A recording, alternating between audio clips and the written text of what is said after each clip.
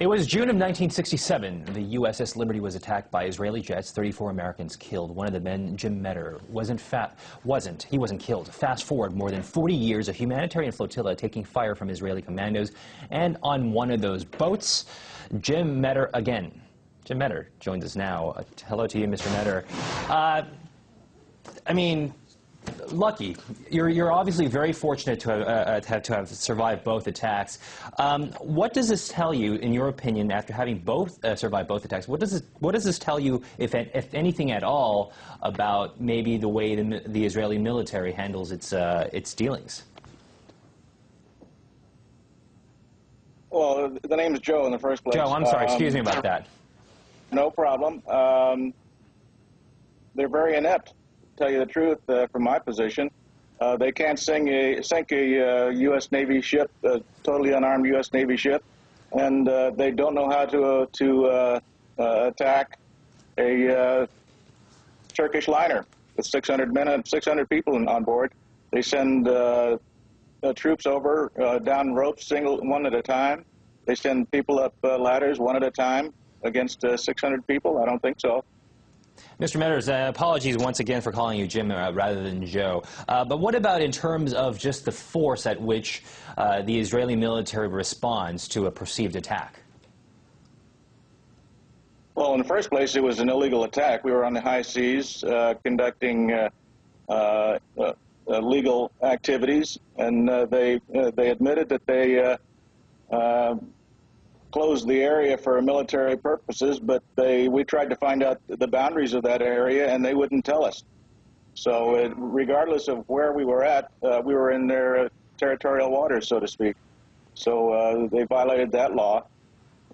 And was that the case? I'm sure they're violating it. Was that the case back in 1967 on the USS Liberty, that they had, at least in your opinion, they had violated international waters also?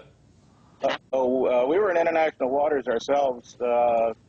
They violated a number of laws. One, they had used unmarked aircraft. They jammed our radios on U.S. Navy tactical and international maritime distress frequencies. They machine gunned life rafts in the water. They refused to operate immediately upon cessation of hostilities. And the U.S. government violated international laws as well when they ordered 2 flights of rescue aircraft recalled while we were still under attack. When you consider go ahead, I'm sorry, I didn't mean to cut you off. No, I was going to say there's violations of law to go all around. When you consider what had happened to you just over this past weekend and also back more than 40 years ago, is there anything that you want the public at large, whether they be the American public or the worldwide public, is there anything you want the public to know about the Israeli military? To me, it's like a Chinese fire drill. They're purported to be the best in the world, but when you go up against them, they're just a bunch of ragtag people who think that they can do no wrong. Every time they speak, they say they don't break any laws. They always abide by international laws, but they break them with impunity, and the U.S. government's not going to hold them accountable. Nobody is. You use that word, which I was going to bring up, impunity, and I'm guessing at this point you're also going to add the word recklessness to the way they handle their matters as well. I think that they admit that they were not reckless, but the plan was ill-conceived and wasn't carried out very well.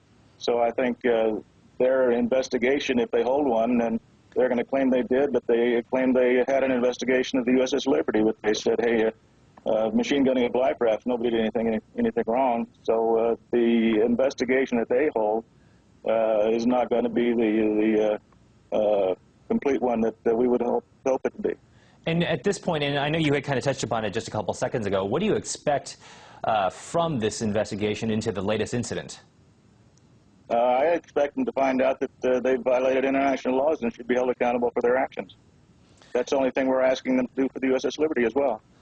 And obviously, too, that matter with the USS Liberty is far from being settled. Oh, it's not settled at all. We filed a war crimes report with the Department of Defense in 2005. They claim they already investigated the allegations we made, but they can't show us where they have. There are still lots of questions as to exactly how this fight in the most recent incident over the weekend had happened, maybe questions such as who threw the first punch, the first hit, the first bullets. Do you have any insight more into that? Well, it was the Israelis, of course. They're the ones that initiated it. You have 600 people on a liner, and liners, you know, they carry passengers. Passengers eat. Passengers have forks, knives. The cooks have very large knives to cut the meat and stuff like that. So that becomes a deadly weapon. That becomes a pre-staged weapon in the Israelis' eyes. And of course, the only story that we get from the Israelis is, you know, the only video we get is from the Israelis, because they confiscated all of media's cameras. My camera was confiscated. They confiscated media's pens and pencils, so they couldn't record it. But they had plenty of video cameras to record their side. And who knows if that tape that they showed repeatedly on YouTube and on television stations around the country, how do we know that hadn't been doctored? Has anybody analyzed it? But what about this thought from IDF that says, well, look, this is a boat. We don't know what's on this boat. We don't know what they're carrying on these boats. Do you have a response to that notion that the IDF is selling out there? Well, the cargo was inspected by Greece and by Turkey before it was loaded. So if they wanted to have inspectors, they should have had it in the beginning, not at the end. Once again, my deepest apologies to you for calling you Jim Metters. Your name, of course, is Joe Metters. You are a survivor of the USS Liberty attack and also of the most recent attack on the flotilla over this past weekend. Thank you so much for joining us.